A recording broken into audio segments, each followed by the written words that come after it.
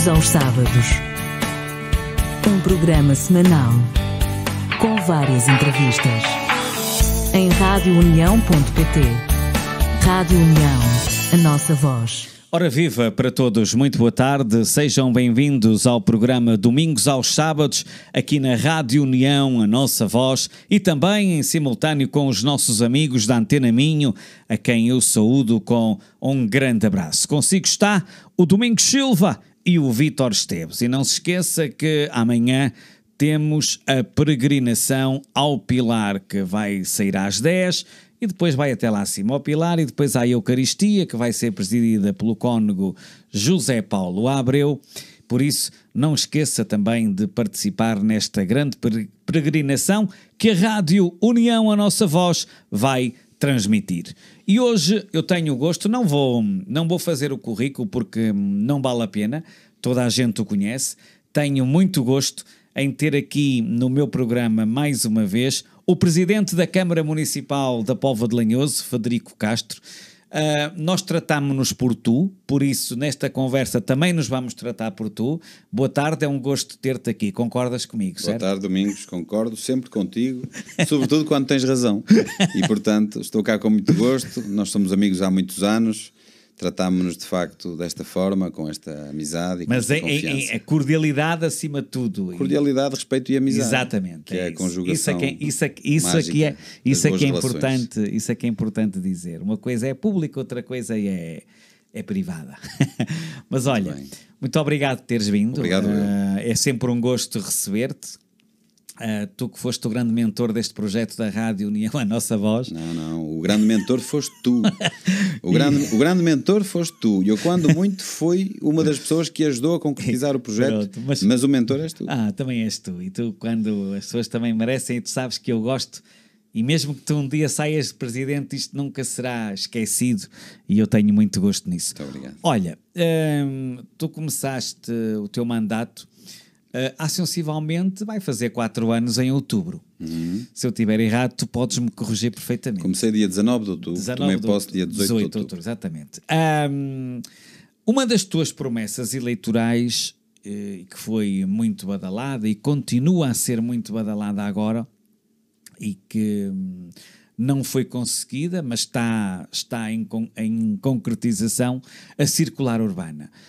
Tu no jantar tiveste a oportunidade de fazer um resumo daquilo que se estava a passar para a circular urbana. Não quero que faças esse resumo aqui tão longo, mas gostava só que me dissesses como é que está este projeto. Porque há muita gente que diz, prometeu a circular, não cumpriu, isso às vezes também não é assim. Explica lá, por favor. Bom, então em primeiro lugar eu queria cumprimentar todos os ouvintes desta rádio, deste bonito projeto, cumprimentar a todos com amizade e dizer que estou cá com muita alegria, até diria que é com muita alegria e com muita vontade de conversar contigo, Domingos, cumprimentar-te também, cumprimentar o Vítor, cumprimentar toda a equipa e começar por uma ligeira correção.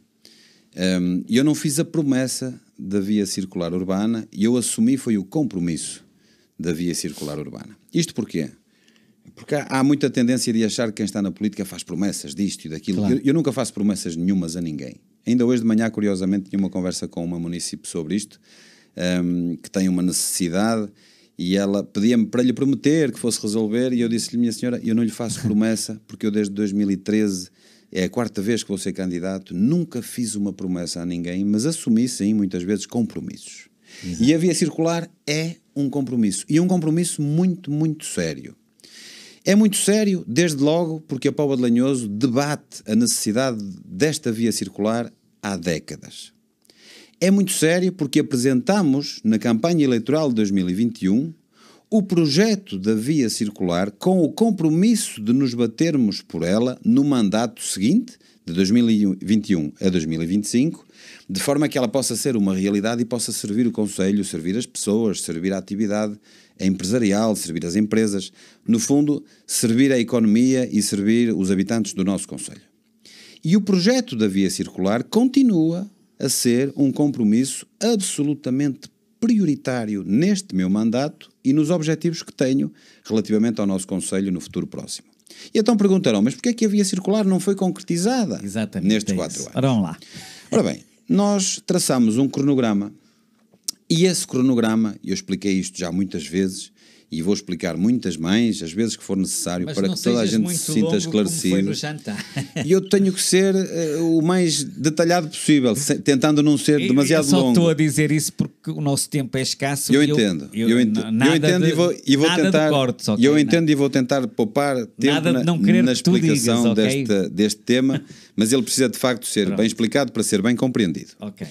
Nós definimos um cronograma no início deste mandato que pressupunha que vários passos fossem dados e demos todos os passos no sentido de assegurar que aquilo que depende do município fosse e seja concretizado. E nós conseguimos concretizar vários desses passos, mas eu vou destacar 2 que me parecem especialmente relevantes.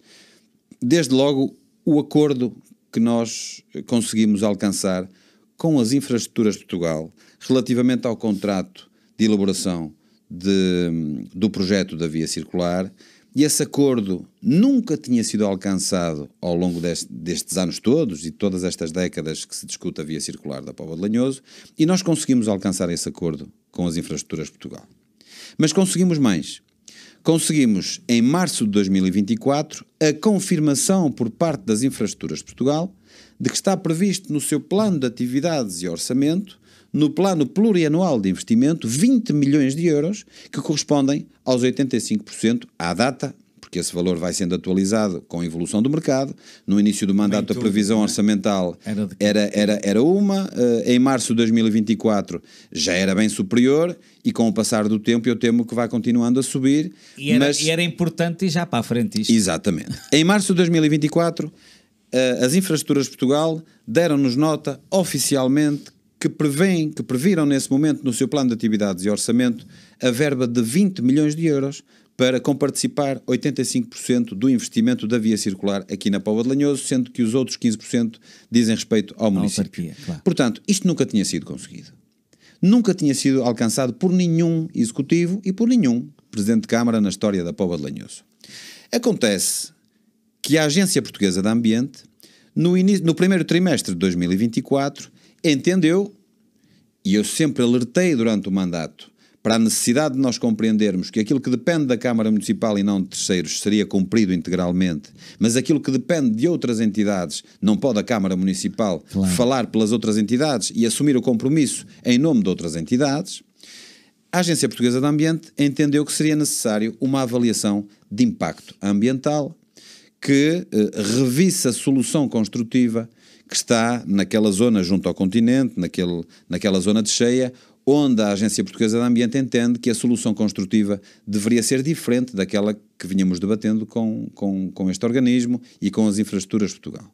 E, portanto, a partir desse momento, aquilo que aconteceu é que o nosso cronograma entrou em modo de pausa, digamos assim. Tivemos de pausar o cronograma, trabalhar na correção do projeto e na avaliação de impacto ambiental, que no fundo vai influenciar o projeto final do ponto de vista da solução construtiva, não do ponto de vista do traçado nem das características do traçado, e estamos precisamente nesta fase do ano e já há cerca de um mês a ultimar os detalhes que dizem respeito à avaliação de impacto ambiental para alcançarmos o acordo da Agência Portuguesa de Ambiente para submetermos a versão final do projeto da via circular à AIP, que poderá, por sua vez, espero eu, rapidamente, dar o seu aval àquela solução construtiva, àquele perfil e àquele traçado, que foi já aprovado também com a AIP, o traçado, de forma que nós possamos depois avançar para o compromisso do Governo e o compromisso de quem tutelar o Ministério das Infraestruturas, sendo certo que devo dizer que durante estes 3 anos e meio nós dialogamos com 3 titulares diferentes do Ministério das Infraestruturas. Num primeiro momento o Ministro Pedro Nuno Santos, num segundo momento o Ministro João Galamba e num terceiro momento o Ministro Miguel Pinto Luz. E todos eles assumiram sempre o compromisso com o município da Póvoa de Lanhoso e com o Presidente da Câmara Municipal de fazerem o que fosse necessário, o que estivesse ao seu alcance, para assegurar que o Ministério das Finanças estaria preparado e planearia, digamos assim, o cabimento financeiro em sede de Orçamento de Estado, para que a previsão das infraestruturas de Portugal em sede de plano de atividades e orçamento, que já data de março de 2024, esteja, por sua vez, também assegurada e o concurso possa ser lançado e a obra iniciada, e nós podermos finalmente vermos a obra a avançar. Portanto, esta explicação é necessária. Mas esta explicação, só para finalizar, Domingos, é necessária para quem tenha disponibilidade para a compreender. Porque nós temos um eleitorado, temos dois tipos de eleitorado. Temos um eleitorado pensante, analítico, que quer entender, que está disponível para entender e que depois de ouvir as explicações, seja sobre este tema, seja sobre outro tema qualquer, tem capacidade e vontade de compreender.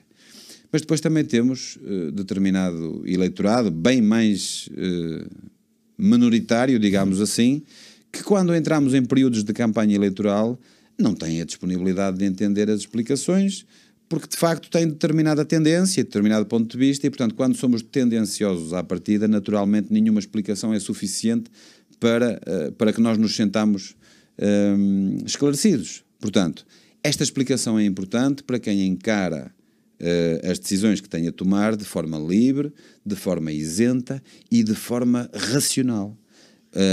Deve prevalecer o lado racional nas decisões e nas explicações que damos e na forma como as entendemos. Quando o ouvinte é mais emocional do que racional, pode ser mais difícil de chegarmos a um entendimento. Como em tudo, não é? Como em tudo na vida. Claro. Investimentos para o Conselho da Póvoa nestes 3 anos e meio, investimentos da autarquia e investimentos comunitários também. Bom, Domingos, nós trabalhamos em várias áreas durante estes 3 anos e meio e começamos desde logo por assegurar vários investimentos financiados por fundos comunitários que têm um volume total de cerca de 6 milhões de euros relativamente ao PT 2020, porque encontramos o PT 2020 na sua fase final. Encontramos também várias oportunidades em sede de PRR para financiar, por exemplo, o projeto dos bairros comerciais digitais, que são cerca de 1 milhão de euros e que vai beneficiar vários comércios das artérias da vila do nosso concelho.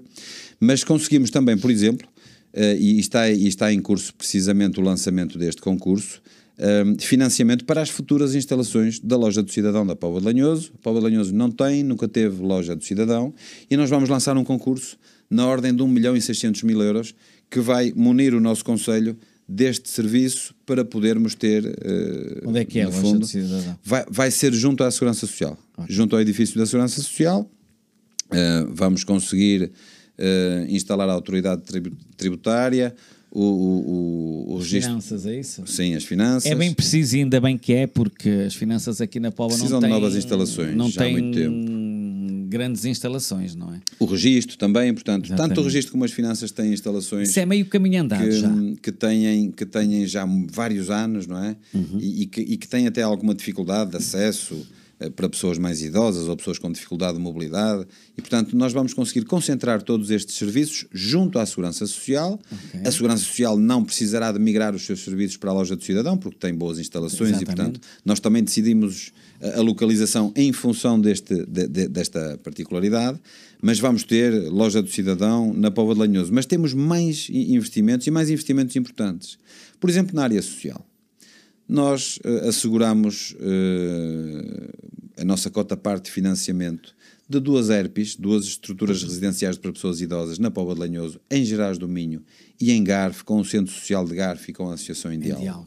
Nós asseguramos, por exemplo, a Associação Humanitária dos Bombeiros Voluntários, a nossa comparticipação na terceira EIP que foi implementada neste mandato, e no novo veículo que foi adquirido, um veículo multifacetado e como poucos existem na região, e que foi adquirido pela Associação Humanitária há relativamente pouco tempo. Um excelente investimento. Um excelente investimento, e que diferencia muito a nossa corporação daquilo que são as condições igualmente dignas, mas as condições de outras corporações da região, e portanto foi um excelente investimento.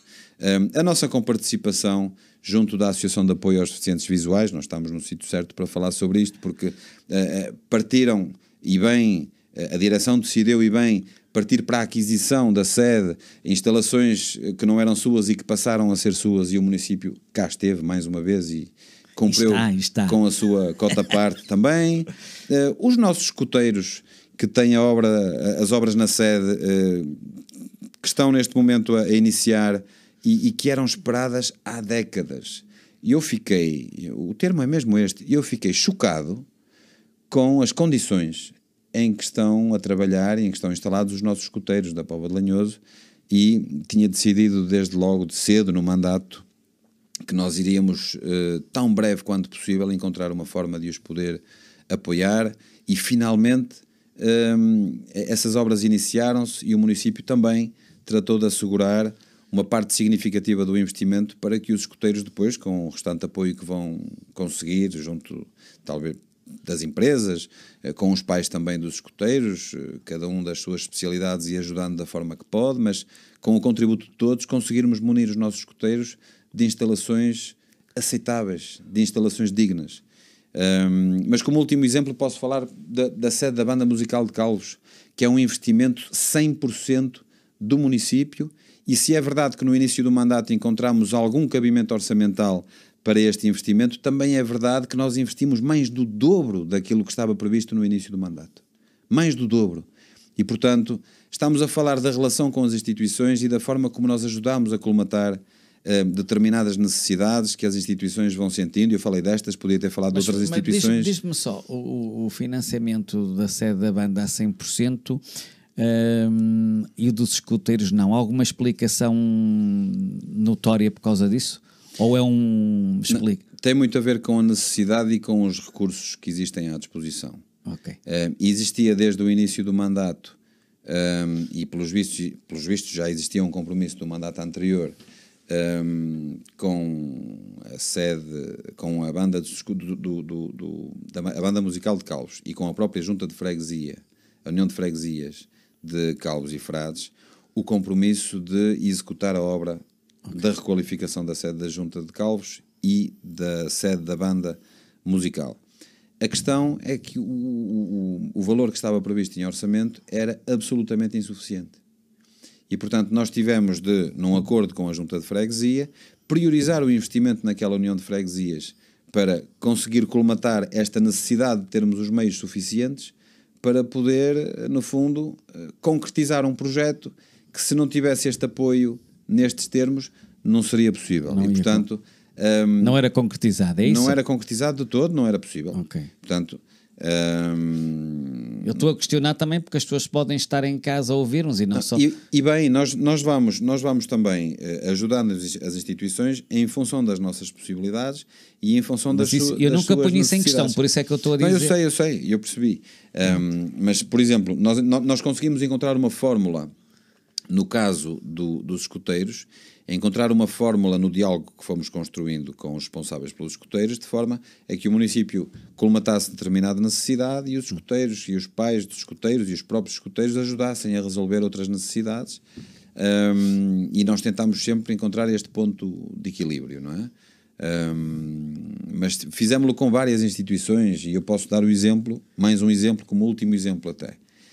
A requalificação da Igreja da Póvoa de Lanhoso, Nossa Senhora do Amparo. Eu já lá ia, por acaso, mas pronto, já que lá vais. Estamos a falar de um investimento muito significativo, muito meritório. Que a Câmara deu 60 e tal mil euros, não foi? Ou não? Diretamente o valor poderá ser esse, mas indiretamente, com uma série de serviços que asseguramos em várias áreas de especialidade, o valor acaba por ser, obviamente, e francamente superior. Okay. Mas quando existe uma comissão que está mandatada para alcançar determinado objetivo, quando nós percebemos que esse objetivo tem muitos anos, há muitos anos que se falava na requalificação da Igreja Nossa Senhora do Amparo, quando percebemos que, à medida que o processo vai evoluindo, e muitos processos são assim, à medida que o processo vai evoluindo, surge mais esta necessidade ou mais aquela necessidade, e as pessoas têm muita vontade, mas nem sempre têm os meios que precisam para poder resolver os problemas e estas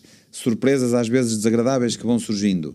O município tem de fazer, por vezes, das tripas coração para conseguir estar à altura valorizar o da projeto. necessidade, valorizar o projeto e o esforço das pessoas e a utilidade que aquele projeto tem para a comunidade. Portanto, eu posso dizer, e estava aqui a pensar rapidamente, mas posso assegurar que nunca existiu uma reunião entre o município e alguma instituição do concelho em que nos fosse apresentada determinada dificuldade e em que nós não tivéssemos estado disponíveis e tivéssemos mesmo contribuído para a resolução daquela necessidade. Isso nunca aconteceu. Nunca aconteceu. E eu espero que nunca aconteça.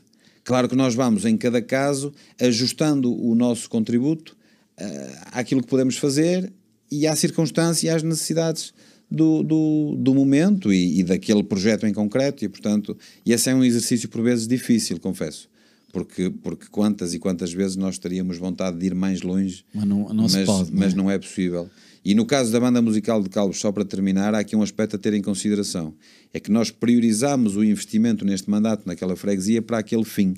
Podíamos ter definido o investimento para requalificação de determinadas vias de comunicação, para alargamento de caminhos, porque essas necessidades também existem, para a rede de água, e também o fizemos, nomeadamente na freguesia de Frades, e fizemos-lo com muito impacto, ou para outras necessidades que surgem naturalmente nas freguesias e nesta freguesia em concreto, mas canalizamos este investimento, com o acordo da Junta de Freguesia, naturalmente, mas canalizamos este investimento para a sede da Junta e para a sede da banda. Daí também, isso também ajuda a justificar os 100% que eu referi há bocadinho, porque não foram concretizados outros investimentos na freguesia para que aquele investimento pudesse ser assegurado. A nossa amizade permite-me colocar-te esta pergunta. Mas tenho mais investimentos, se quiseres, podemos falar aqui da área da educação, da estratégia local da habitação, de outras coisas. Estás a falar nas bandas e estás a falar nas juntas de freguesia, eu agora vou brincar contigo. Brincar então, mesmo, vou brincar.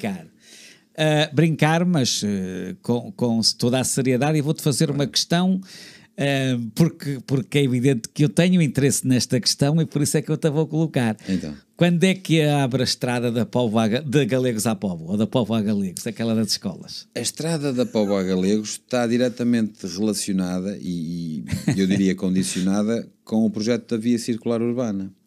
Ok. Não depende diretamente do projeto da Via Circular Urbana. Mas a solução de travessia que nós temos de adotar em relação a essa estrada, e é preciso dar nota que o Sr. Presidente de Junta de Galegos, o Ricardo Silva, tem sido muito atento e muito persistente em relação a esta matéria, nós estamos completamente alinhados e completamente sintonizados em relação a esta necessidade. A solução de travessia está também relacionada e envolvida com o traçado da via circular. É que eu já ouço há tempos isto, e por isso é que eu te coloquei, e que sabes que eu moro em Galegos e tenho que olhar para esse assunto está absolutamente em cima da mesa. Está completamente em cima da mesa. Aliás, nós temos, já falámos aqui de Galegos, já falámos de Calvos. Por isso. Nós temos mantido com as juntas de freguesia uma relação de respeito, que eu diria que é de respeito, e de cordialidade e de priorização dos investimentos, claro, total. E quando digo isto pode parecer algo natural, mas é menos natural se eu disser que houve tempos em que não foi assim. Houve naturalmente tempos, digo naturalmente porque eu passei por isso e portanto tenho essa memória bem presente. Não é natural que tenha acontecido, é natural porque eu tenho essa memória presente. Tempos em que determinados investimentos eram definidos nas freguesias sem o acordo ou sem o diálogo com as juntas de freguesia. Nós executámos neste mandato perto de 250 intervenções. Há um mês atrás eram 231, mas eu estive a atualizar os números hoje e vamos já perto das 250 intervenções em todas as freguesias. Estamos a falar de um investimento global superior a 16 milhões e meio de euros. E estes investimentos foram sempre discutidos com os executivos das juntas de freguesia. Porque a Câmara Municipal entendeu ouvir e respeitar, a não ser que uma junta de freguesia me dissesse que quer fazer um investimento que não fizesse sentido nenhum, do meu ponto de vista, e que não fosse considerável uma prioridade. Isso nunca aconteceu. Nós temos autarcas que têm noção das necessidades que têm, e desse diálogo nasceu sempre o acordo de como devia ser feito o investimento em cada freguesia ao longo destes 4 anos. E, portanto, eu acho que essa é uma nota importante, porque é uma nota de respeito democrático também, e de cordial convivência entre os autarcas do concelho, que permite, claro que agora, de 4 em 4 anos, é preciso cada um defender o que entende que é melhor para a sua freguesia e para o seu concelho, e isso é absolutamente legítimo, mas também é igualmente legítimo e importante que as pessoas tenham a capacidade de se entender durante os mandatos e de dialogar para construir soluções que sejam boas soluções para as pessoas que servimos. Deixa-me perguntar-te só, e que estamos aqui nas juntas de freguesia, para quando, na tua perspectiva, o concelho será todo coberto em saneamento? Bem, esse é um desafio muito grande. Se nós, só para dar esta nota inicial, se nós tivermos em conta que durante estes 51 anos de poder democrático, não é? De regime democrático e de trabalho do poder local, se virmos que durante estes anos foram concretizados menos de 60% de saneamento no concelho, nós estamos na ordem dos 55%, 56%.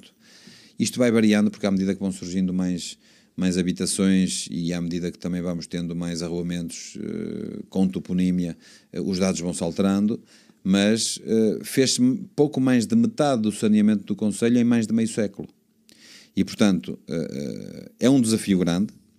Nós temos dialogado com as Águas do Norte e com as Águas de Portugal e temos neste momento em cima da mesa a possibilidade, que eu não sei se vai concretizar ou não, porque não sei se queremos que se concretize ou não, mas a possibilidade de o município da Póvoa de Lanhoso aderir a uma parceria que é a parceria do Noroeste, onde já estão 8 municípios integrados, que teria que ter, e por isso é que eu não sei se vai ser concretizável ou não, que teria que ter como contrapartida absolutamente indiscutível um investimento na área do saneamento dentro de determinado período de tempo que nos assegurasse o acelerar do investimento da rede de saneamento para podermos alcançar um valor superior a 90% da cobertura da rede, eu diria no prazo máximo de 6-7 anos.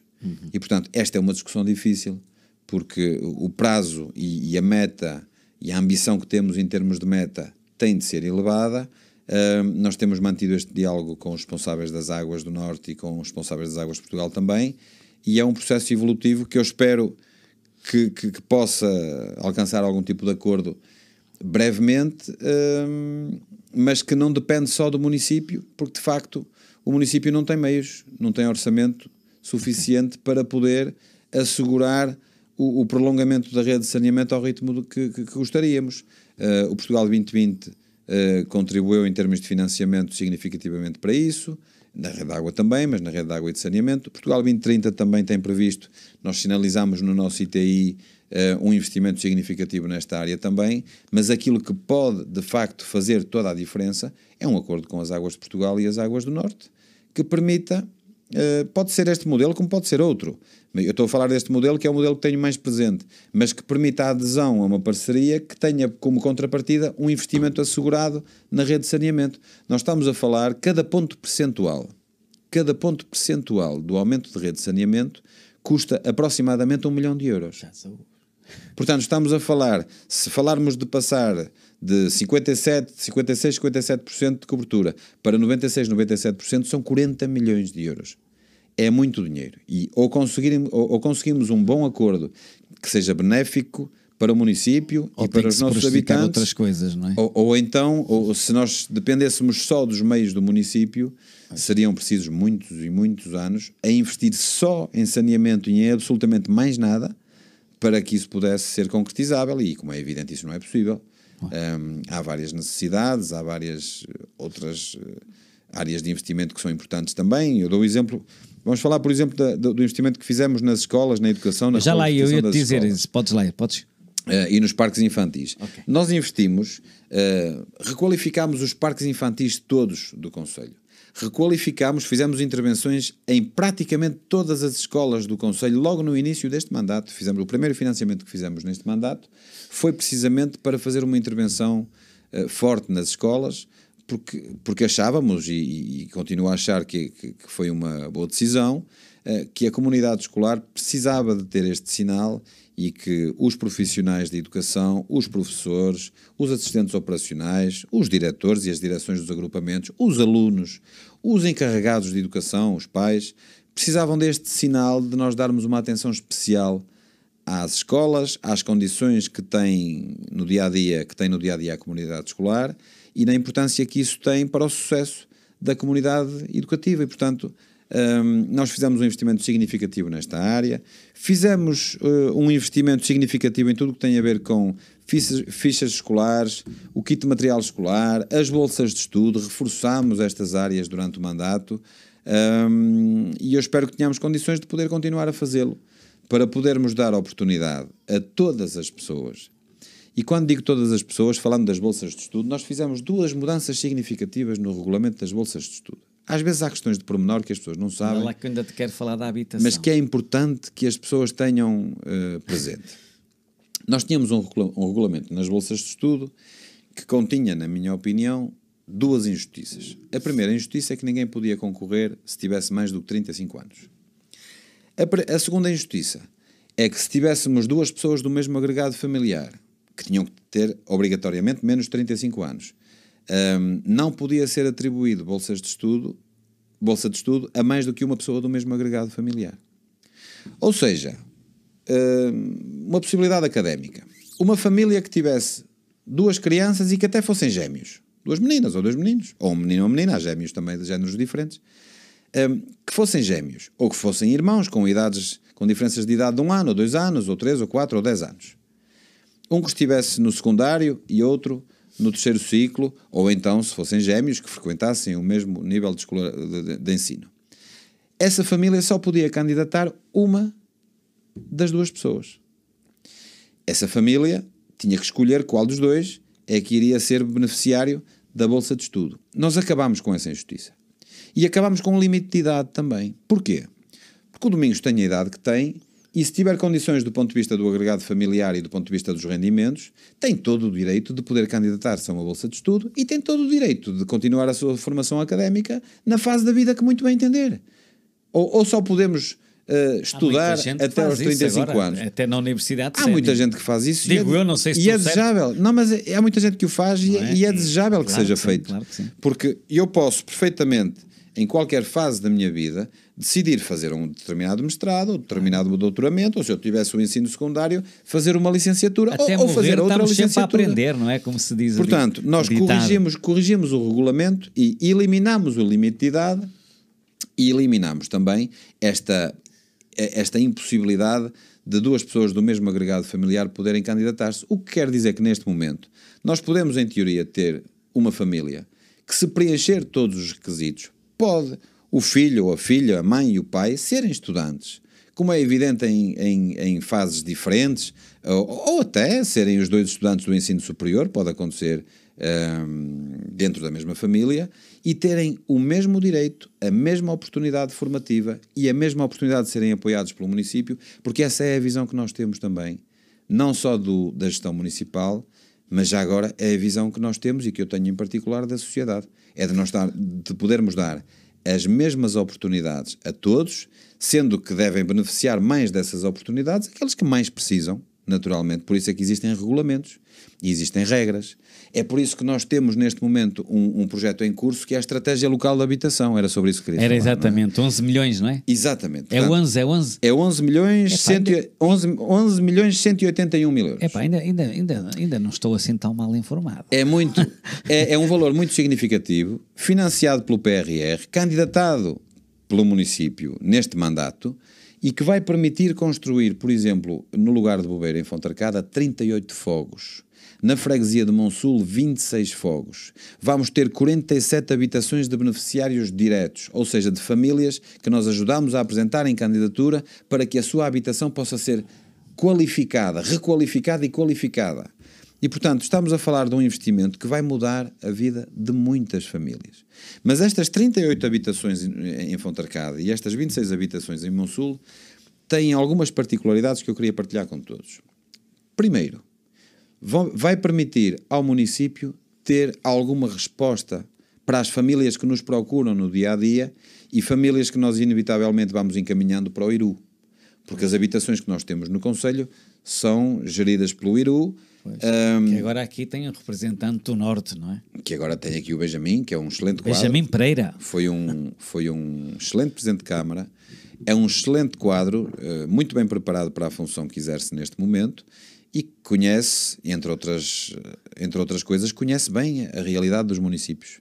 E, portanto, eu diria que é o interlocutor certo para ajudar os municípios a colmatar esta necessidade. Ao longo dos anos, nós, recorrentemente, não só este Executivo, ao longo das últimas décadas, recorrentemente o município naturalmente teve necessidade de lidar com famílias que tinham este problema, que tinham esta necessidade, e o município sem ferramentas para poder fazer face a esta dificuldade, a este problema. Nós vamos passar a ter estes fogos disponíveis para, ao abrigo de um regulamento, e esta parte é particularmente importante, ao abrigo de um regulamento que terá várias indicações e várias regras, sendo que uma delas é que é necessário ser habitante no concelho da Póvoa de Lanhoso a um período mínimo temporal para poder ser candidato a estas habitações. Sim, porque surgem sempre depois comentários de que vêm para cá famílias de outros concelhos, ou vêm para cá pessoas desta ou daquela nacionalidade, como se isso fosse algum crime, mas desta ou daquela nacionalidade, não. Estamos a falar de famílias que são famílias povoenses, que vivem cá, que estão cá instaladas, que trabalham cá, que os filhos estudam cá e que estão cá há muito tempo, há tempo suficiente para se poderem candidatar e terem o direito de poderem ter uma habitação, desde que preencham determinados requisitos que estarão regulamentados, como eu já expliquei, e, portanto, é para as famílias da Póvoa de Lanhoso que nós estamos a lançar este investimento, que vai ser muito importante para aumentar a nossa capacidade de resposta e para deixarmos de sentir, confesso, alguma frustração quando algum município nos procura e nos diz: eu vivo numa casa arrendada onde estou a pagar 400 euros por mês e o proprietário quer duplicar, e o proprietário quer duplicar a renda e eu não tenho condições para isso. Sr. Presidente, eu preciso da sua ajuda. E eu não tenho condições para ajudar uma pessoa que tenha esta dificuldade. Claro. Também não significa que depois vamos ter condições para ajudar todas as famílias que possam ter este tipo de dificuldades. Mas vamos ter, pelo menos, esta quantidade de fogos, não é? Que são 64 fogos, 38 mais 26, 64 fogos que nos vão ajudar com uma gestão direta do município, portanto, sem intermediários, sem interlocutores, sem o IRU, que tem um papel importante nesta área em todo o continente, mas que o próprio IRU reconhece que este tipo de competências deviam estar mais delegadas nos municípios, sem termos interlocutores que dificultem a nossa ação e que dificultem o aproximar das soluções dos problemas que existem no terreno. E nós vamos passar a ter esta ferramenta. Repito, para ajudar as famílias povoenses. Eu quando digo 400 euros que dizias, e é verdade, já se pede aqui na Póvoa de Lanhoso 750 euros. E eu quando referi 400 euros é o valor desatualizado. Exatamente. Porque a pessoa que me procura refere os 400 euros como a renda que está ainda a pagar, mas a atualização da renda que lhe exigem é por vezes do dobro. É muito complicado. É muito complicado. É muito complicado, a procura é muito grande, a oferta e por isso é complicado, não é? Porque as pessoas também às vezes... E, portanto, e nós também precisamos de defender uma filosofia que é normal, porque as pessoas também tendem muito a confundir aquilo que era em tempos os bairros sociais tradicionais, que eram muito, erradamente, muito marginalizados e vistos de determinada forma, com aquilo que é hoje um parque público de habitação. Um parque público de habitação é algo perfeitamente normal nos países mais desenvolvidos da União Europeia. E Portugal tem uma percentagem muito baixa de habitação pública. Portanto, eu só espero que este investimento, que beneficia do PRR nesta fase, seja um investimento que tenha vindo para ficar e que os vários governos nas próximas décadas consigam assegurar que a habitação pública seja uma prioridade e que este passo seja só o primeiro passo, porque os municípios precisam de estar cada vez mais preparados para poder fazer face a este tipo de problemas, e eu tenho a expectativa, que eu espero que não saia agorada, que o governo que agora está em funções continue a olhar da forma que tem olhado para a habitação, na linha daquilo que já tem sido a atuação dos vários governos, pelo menos desde 2020 a esta parte, e portanto nem sequer, como dá para perceber, nem sequer é uma questão de direita ou de esquerda, ou uma questão ideológica, não, é uma questão pragmática, em que os partidos que estiveram em funções no governo nos últimos anos concordaram e convergiram, digamos assim, num investimento que faz sentido e que eu espero que seja mesmo prolongado ao longo do tempo. Ilustre amigo, temos 5 minutos e eu ainda tenho aqui algo, 2 ou 3. Sim, é verdade, só. Então. Estamos aqui, o nosso tempo é limitado. Parque desportivo e multiusos. Então, muito rapidamente, nós conseguimos, é mais uma, nós conseguimos alcançar um objetivo que muita gente perseguia há muitos anos e que toda a gente dizia que era impossível. Toda a gente me dizia sempre, Sr. Presidente, o terreno da Quinta das Agras era o local ideal para nós construirmos um dia o novo estádio, ou era o local ideal para isto, ou era o local ideal para aquilo. Mas as mesmas pessoas que diziam isto diziam-me, Sr. Presidente, ao longo do tempo nunca ninguém conseguiu, porque por várias razões, por várias razões que eu não vou agora aqui detalhar, mas em cada tempo houve razões diferentes para que não fosse possível alcançar esse objetivo, e nós conseguimos. Nós conseguimos com calma, com serenidade, com um diálogo construtivo, conversar com os herdeiros da Quinta das Agras, que queriam, é verdade, no momento inicial queriam vender a totalidade da propriedade. Nós tivemos de ir ajustando a nossa posição e também houve ajustamentos. Um processo negocial é mesmo isso. Exatamente. É um ajustamento de parte a parte para que no final consigamos encontrar um ponto de convergência. E esse ponto de convergência foi encontrado. Nós conseguimos adquirir 6,5 hectares de terreno junto à Casa das Agras. Não é a Quinta das Agras toda, também há que esclarecer que nós não compramos a Casa das Agras, eu nunca disse isso, portanto que não haja nenhuma confusão em relação a isso. Nós compramos o terreno da Casa das Agras, que tem 6,5 hectares, há cerca de um mês atrás. E eu posso dizer que foi um dos dias mais felizes do meu mandato, porque eu senti nesse dia que nós estávamos a dar um passo fundamental para podermos avançar com 2 projetos que são também muito, muito importantes para a Póvoa de Lanhoso. Projeto número 1, Complexo Desportivo Municipal. Projeto número 2, Pavilhão Multiusos da Póvoa de Lanhoso. Nós precisamos de umas instalações desportivas de primeira linha. Não temos na Póvoa de Lanhoso, temos instalações dignas no campo municipal, os estádios do Maria da Fonte, do Porto da Ave, do Emilianos, do Cercedelo, com certeza que fazemos em conjunto, todos em conjunto, o melhor trabalho possível. Ainda, por exemplo, neste momento estamos precisamente a requalificar o piso do estádio do campo do Grupo Desportivo Porto da Ave, que já estava muito desgastado, e avançamos com esse investimento. Estamos neste momento a requalificar esse piso. Requalificámos o piso do campo de futebol de 5 no Pontido no mês passado, no mês de Abril, que estava muito desgastado também, e portanto nós temos feito o necessário e o possível nesta área e nas infraestruturas disponíveis. Mas quando nós paramos para comparar aquilo que são as instalações desportivas municipais da Póvoa de Lanhoso com outros municípios à nossa volta, que eu não vou referir nenhum em particular, mas nós temos todos essa experiência, eu sempre me senti ao longo dos anos um pouco, como direi, constrangido. O termo é esse. E é preciso ultrapassar esse constrangimento. E, portanto, o primeiro passo para ultrapassar esse constrangimento foi, de facto, a aquisição de um terreno que é excelente, que é fantástico, que é unanimemente o melhor terreno para instalar instalações desta natureza e um complexo desportivo na Póvoa de Lanhoso. E vamos lançar esse concurso. Nós estamos a preparar tudo o que diz respeito ao caderno de encargos para lançar esse concurso entre final deste ano e início do próximo ano, se tudo correr, como eu espero e como eu desejo. Em relação ao pavilhão multiusos, exatamente o mesmo raciocínio. Nós não temos na Póvoa de Lanhoso um espaço fechado, coberto, onde possamos receber um evento cultural, onde possamos receber um evento desportivo que, por exemplo, que possa fazer transmissões televisivas, onde possamos diversificar a nossa oferta desportiva, onde possamos promover eventos com os nossos séniores, por exemplo, dos centros de convívio. Quantas vezes queremos organizar eventos com os nossos séniores e temos de encontrar uma solução provisória, não é? Fazer a festa da Rádio União à nossa voz. Por exemplo, portanto, reparem, nós vemos...